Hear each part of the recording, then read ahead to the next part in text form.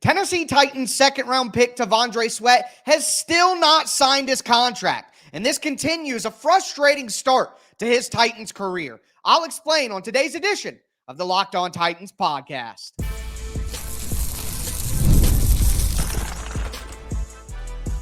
You are Locked On Titans, your daily Tennessee Titans podcast, part of the Locked On Podcast Network, your team every day. Welcome to the Locked On Titans podcast. I am your host, Tyler Rowland. Titans fans, today's edition of the Locked On Titans podcast is brought to you by FanDuel. Make every moment more. Right now, new customers get $150 in bonus bets with any winning $5 bet. That's $150 with any winning $5 bet. Visit FanDuel.com/LockedOn to get started. The Tennessee Titans hit the practice field once again on Wednesday, and I'm getting you guys ready to go on today's show. First, we're going to talk about how T'Vondre Sweat is still the only unsigned rookie for the Titans and why it's part of a concerning pattern. Also, we're going to talk about guys who have a major chance to step up at this week's OTAs. And finally, who missed last week, who must return this week. Before I get into all of that, thank you for making the Locked On Titans podcast your first listen each and every day, Monday through Friday. Tennessee Titans content all year round, always for free. You're not going to beat that anywhere else. Make sure you get subscribed, stay subscribed. It's your team every day here on the Locked On Titans podcast. And speaking of every day, shout out to my everydayers out there tuning in Monday through Friday. Got a great show planned for you guys tomorrow, breaking down what happened at Tennessee Titans practice. It takes place on Wednesday afternoon, so make sure that you're with me again tomorrow for that. But throw a thumbs up on the video if you're watching on YouTube. And with that being said, let's get it. So number one, I was on vacation last week when T'Vondre Sweat missed OTAs. All right, he was absent and came out, according to Paul Kaharski, it's a minor injury that he's rehabbing, nothing serious. But I can't lie, it made my eyebrows raise a little bit. It kind of caught my attention here. So you have a guy in T'Vondre Sweat who his number one concern coming out of college is conditioning. His number one concern coming out of college is keeping his weight in a manageable place going forward. And then immediately, the first full team activities that he is set to be a part of, full team with the vets, now there's a minor injury. And the timeline of things doesn't really add up, okay? So 2 weeks prior, T'Vondre Sweat was at rookie minicamps. Working, no big deal, awesome, Sweat's out there, great. And then the team's social media department releases a video of T'Vondre Sweat catching a touchdown pass in practice early last week. But then when it's time to be out on the field for OTAs during the open portion to media, Sweat isn't there. He's rehabbing a minor injury. So what happened in between those things? And it makes you wonder, was there an injury that he had previously that they let him play through during rookie mini camps? And then whenever that video was of him catching that touchdown pass before OTAs, the week of OTAs, what happened in between that video taking place, rookie minicamp, and then this injury? So either one of two things happened there. And I said this on Twitter last week, and I'll let you decide. Either the Titans let him play through an injury that they were aware of, and it got worse, or the Titans weren't made aware of an injury that was present, and then they finally found out about it and had to do something about it during the first full week of OTAs. Either way, it's concerning. All right. And look, it's not a panic situation. People are going to make more of what I'm saying right now than what I actually mean. But it's just something where it's like, because this is a guy who needs to play. He needs to be out on the field. Let's not forget here, this is a rookie. This is not only a rookie, but the Titans' second-round pick. This would not be such a big deal if the Titans didn't need T'Vondre Sweat so badly. Look at the defensive line, and we're going to talk about the backup defensive line when I talk about the guys who need to step up at OTAs here in our next segment. But the Titans have to have T'Vondre Sweat, and he has to not only be out there, but he has to play well, okay? Not only because of the need on the defensive line, but he is their second-round pick. a high second round pick. And those players, where they're drafted right there, need to come in and contribute right away. That right beginning of the second round, those are guys who had potential to be taken in the first round. This is a player who should be able to contribute in a big way right away. So not only him not being on the field hurts his ability to contribute, but it also hurts the biggest concern that you had about Sweat coming out, and that's the conditioning, that's the weight, all of that. And then we get to, so I was concerned about that already, like, what in the world? Already, we're not off to a great start. And now, on Tuesday, we find out that Cedric Gray, the Titans' fourth-round linebacker, has signed his contract, which means that the only rookie on the team that hasn't signed their contract is T'Vondre Sweat. Now, T'Vondre Sweat's going to sign his contract. He doesn't have a choice, okay? This shouldn't be something, I won't say isn't, but it shouldn't be something that lingers much longer. I mean, he could be signed as soon as Wednesday. He could be signed as soon as Thursday, but it makes you wonder. Because the way that rookie contracts are now, everything is slotted. The money is basically already mapped out based on the NFLPA's agreement with the NFL, all right? They're not haggling over money, all right? The money is set. It's the language in the contract that is the reason T'Vondre Sweat is not signed right now. And what could be the language that they're debating? What could be the argument between the Titans cap guys and T'Vondre Sweat's agent? What language involved in the contract could be holding things up? Well, I know that some of you don't like when I bring this up, but it is very, very common in the NFL for there to be weight clauses, conditioning clauses in contracts. Hey, if the player doesn't meet this weight for training camp, they lose money. Hey, if the player doesn't meet this, body mass index percentage, then they lose out on this bonus money, this guaranteed money, stuff like that. So I would wager, and this is my opinion, of course, but I would bet that the language that is not agreed to in Sweat's contract right now probably has to do with that. Weight clauses, conditioning clauses, which to me means that Sweat's team, his agent, his people are pushing back on the idea of the Titans putting stuff like that in his contract. So then it brings you back to the injury, the minor injury. Is this something that Sweat is doing because his contract is unsigned?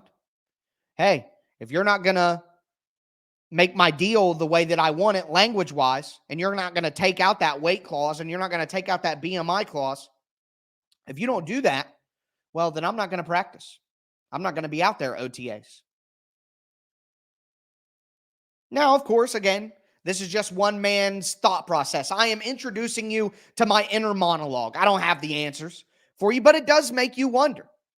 Is Sweat the only unsigned draft pick because he doesn't want to agree to the weight clause in the contract? And is his way of pushing back on the Titans skipping out on voluntary OTAs when he's a rookie and a second-round pick who not only needs to be out there to learn the defense and contribute to the team, but also for those conditioning reasons? It just makes you wonder. And again, I don't think it's time to panic. I don't think this is I was right about the Sweat pick. I'm not saying that. What I am saying, though, is this is a frustrating start for a rookie that the Titans desperately need to work out and was a big risk. So let's hope Sweat is back out on the field for OTAs this week. It's something that we'll definitely be talking about on tomorrow's show. Make sure that you don't miss that. But with that being said, who needs to step up at OTAs this week? I'll tell you.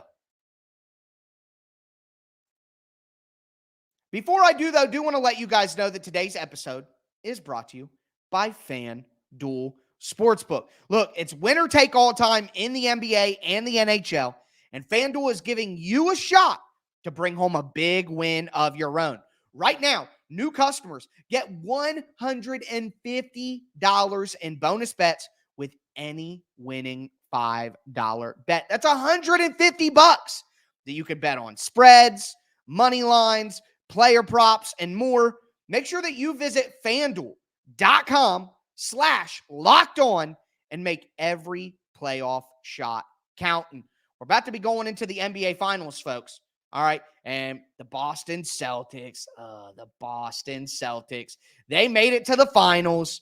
They're the favorites to win. I get it. Blah, blah, blah, blah, blah. But I'm going to be rooting heavy for the Dallas Mavericks. And the Mavericks right now on FanDuel are still plus 200 underdogs. I think that is great odds for a really good Mavs team. You guys need to check out FanDuel, America's #1 sportsbook.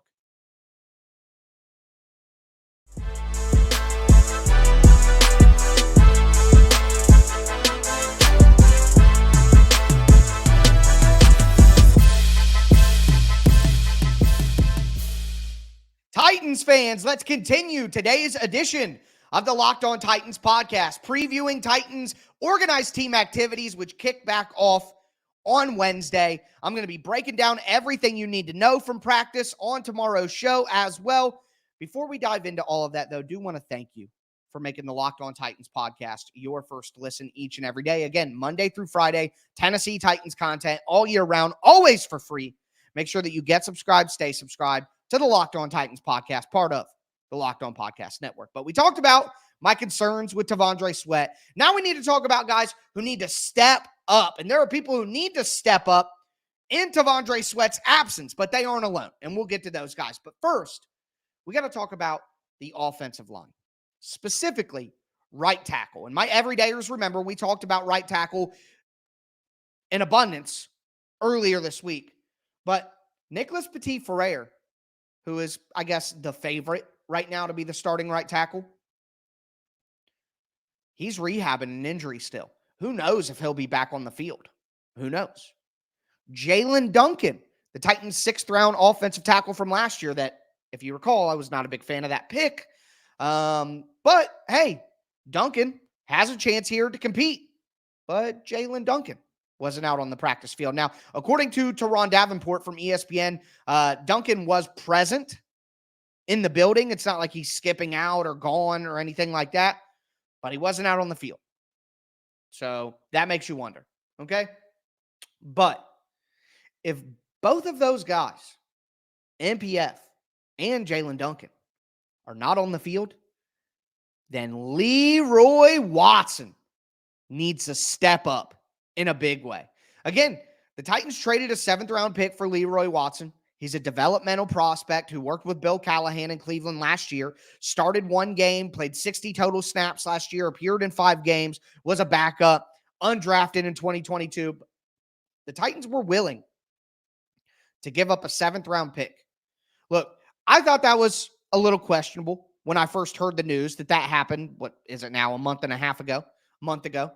Because you're taking somebody who's been in the NFL for 2 years. So you could make the argument that you'd have a better chance of maybe hitting on a gem, a diamond in the rough, per se, with a younger guy in this year's draft, a good tackle class, although it, did fall off after a certain period of time. You could take a guy in the 7th round who might give you more than Leroy Watson and is younger.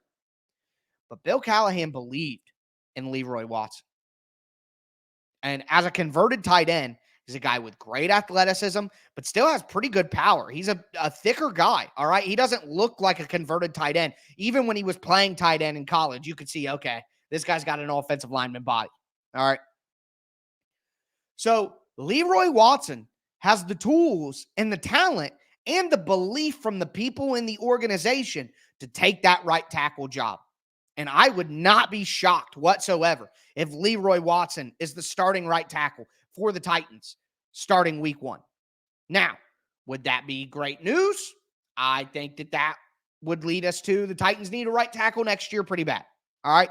But maybe he beats out NPF, he beats out Jaelyn Duncan, and he proves to be a better player than people expect. And that process starts right now in OTAs. With Jaelyn Duncan and NPF out of the picture, that is going to give Leroy Watson the opportunity to be the starting right tackle right now in any team drills that the Titans do. That's a huge advantage, and he needs to step up and take advantage of the opportunity because there is a spot to be won, and it would be a huge moment for a guy with his path to where he's at right now. Also, at edge. We talked about edge earlier in the week, yesterday's show, guys that the Titans could bring in free agency. Well, someone who's missing from OTAs or was last week, who knows if they missed this week, but was last week, it is voluntary, so it's Harold Landry. And if Harold Landry isn't out there, then you're going to have Arden Key, and then there's going to be an open spot. And nobody needs to step up more edge than Rashad Weaver. And I talked about Weaver earlier this week. He looks slimmed down. He definitely does look slimmer. And I just thought it was crazy that, you remember, Rashad Weaver had 5.5 sacks his second year. And then what happened? Nothing. He got, I don't want to say misused, because he's got to earn it. He's got to prove it. And he's been not very good against the run. So he's only a guy that you can use on passing downs. And when you have Arden Key and you have Harold Landry, and you have Danico Autry at the time, who am I taking off the field to put on Weaver? But now, if Harold Landry's not out there because he's a veteran, he has his routine, I trust Harold Landry to be ready, then Weaver needs to take advantage of this opportunity, because you have guys like Caleb Murphy, Thomas Rush, who I'm sure are chomping at the bit to get an opportunity. People expected a lot out of Caleb Murphy, all right? So if you're Rashad Weaver and you're going into money time for you, this is whether your career is going to continue or not time for Rashad Weaver. Are you an NFL player or not? He has to step up right now, learn the new defense, do exactly what the coaches ask, set an example, show out, make people notice you. Because Rashad Weaver, if he could get back to 2 years ago and be a 5.5, 6, 6.5, 7 sack guy, all our concerns about edge could be answered by Rashad Weaver. So big opportunity for him, especially with Harold Landry missing OTAs. And since they are voluntary, I'm not expecting Harold Landry to be out there. Also, look at the defensive line. Like I mentioned, T'Vondre Sweat, is he going to be out there? I don't know. TK McClendon was not out there last week at the Open to Media. Jeffrey Simmons not out there. And let me just take a small moment. Well, I'll do that later. But so with no Simmons, no Sweat, no McClendon, that's 3 out of the top 4 defensive linemen for the Titans this year, with Sebastian Joseph Day being the other guy who is out there, actually.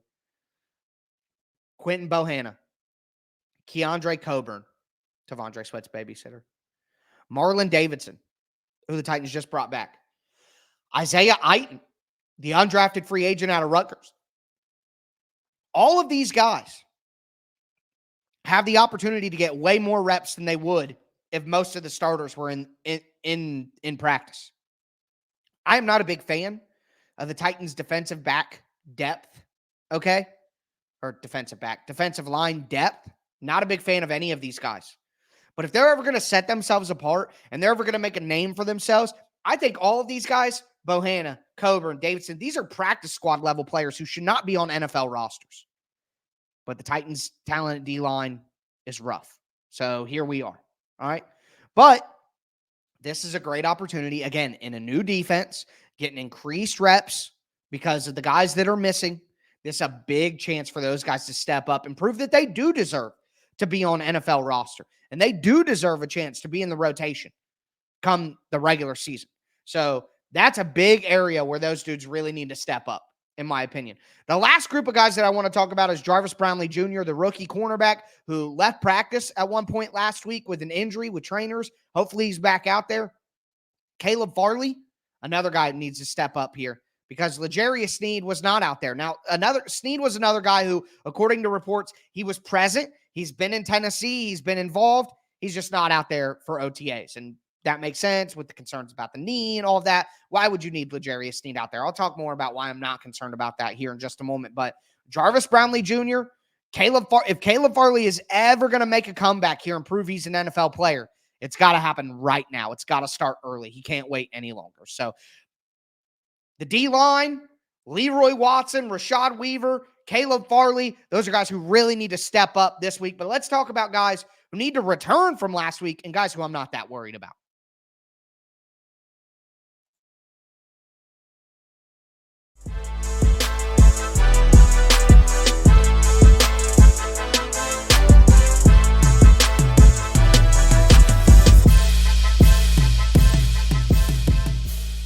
Titans fans, let's cap off today's episode of the Locked On Titans podcast. We talked about some mildly concerning things at the start of T'Vondre Sweat's career with the Titans. We talked about guys who need to step up in OTAs this week. Now I need to talk about guys who must return to OTAs after missing some practice last week. Before I get into it, I do want to thank you for making the Locked On Titans podcast your first listen each and every day. Also want to let you know that Locked On has launched the first ever national sports 24/7 streaming channel on YouTube, and now it's also available on Amazon Fire TV and the free Fire TV channels app. It's called Locked On Sports Today. Locked On Sports Today is here for you 24/7, covering the top sports stories of the day with local experts from Locked On, plus our national shows that cover every league. I actually host Locked On NFL on Thursdays. You guys should check that out. But you can find Locked On Sports Today now available on the free Fire TV channels app. So, talking about guys who missed last week, who need to return this week, number one on the list is NPF and Jaelyn Duncan. Like I mentioned, right tackle is a big question mark right now. Leroy Watson is going to have the opportunity to step up in a major way if these guys don't come back, but they're losing ground. And I don't think that NPF, specifically NPF, or Jaelyn Duncan, are in a position where they can lose out on reps to Leroy Watson, especially Jaelyn Duncan, who I don't think is better than Leroy Watson. I didn't like the Jaelyn Duncan pick all along. Anyways, moving right along. If NPF wants to re-cement himself as a starting offensive lineman in the NFL, then he needs to get back out on the field. And he was injured in the middle of the season with a shoulder injury, but he's got to find a way. You know what I mean? Like, the rehab has to be going poorly at this point if he can't get back out on the field. So every rep that NPF loses out to Leroy Watson decreases the chance that he gets to re-cement himself as a starter in the NFL. And for better or for worse, perception is reality. The moment you lose the perception that you're a starter and people start to look at you as only a backup, it's hard to get back past that. It's just hard to get back past that. So NPF needs to find a way to get back on the field, and Jaelyn Duncan too. He's fighting for his NFL career. So he needs to get back out on the field. He needs to return. Also, TK McClendon and T'Vondre Sweat. Sweat, I talked about enough already. Look, it's not just that they need him. It's his conditioning and all that's wrapped into it. Big opportunities getting missed right now for the rookie. But TK McClendon is a guy who the Titans bring back. They extend. Expected to have a major role in the D-line rotation. He needs to be out there learning the defense. TK McClendon is not a good enough player or have the history of success that you would need to be okay with him missing time. So need to get both of those guys back out there on a D-line that sorely needs them. Okay? Jarvis Lee Brown, or I always want to say Jarvis Lee Brown. I don't know why that happens, but Jarvis Brownlee Jr. Big opportunity with L'Jarius Sneed probably not getting a ton of reps during these voluntary periods. And coming back, you don't want to start out injured. You just don't want to start out injured. It's just a terrible start. You don't get to learn the defense. You don't get reps over guys you're competing with. He needs to be out there. So hopefully Jarvis Brownlee Jr. is able to return. But what I did want to take a moment and talk about is the guys who I don't really care if they return to OTAs. Number one, Jeffrey Simmons. Number two, Harold Landry. Number three, L'Jarius Sneed. And number four, Colton Dow. Colton Dow had a serious knee injury late in the year. I wouldn't expect Colton Dow to play pretty much the whole year. Like, I'm that's not my expectation. But you talk about the three main guys here. Jeffrey Simmons, Harold Landry, L'Jarius Sneed. Sneed has proven it. I don't need Sneed to do this voluntary stuff.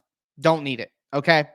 And I feel the same with Harold Landry. I know he was coming back from an injury last year, but once Harold Landry got past the bye week, he was phenomenal, okay? So Harold Landry, I'm not worried about Landry. He's a hard worker. He's proven that he's got the right stuff. He knows what to do. He'll have himself ready to go. He came back from the ACL, and again, it took him a little bit to catch his feet, but once he did, he looked like himself again. So not worried about those guys.